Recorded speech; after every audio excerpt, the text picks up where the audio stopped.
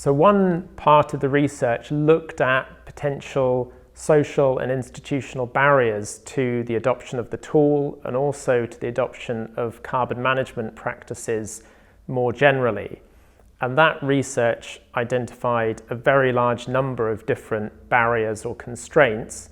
And to help organize and analyze those issues, we divided them up into what we called internal constraints, which were constraints that could be controlled by the organization in question, and external constraints, which were outside the control of the organization.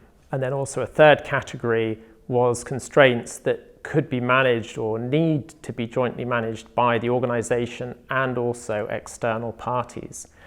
And so, for example, an internal constraint was the way in which many organizations carbon is dealt with by a dedicated team, perhaps a carbon team or a sustainability team, but it isn't mainstreamed in the organization.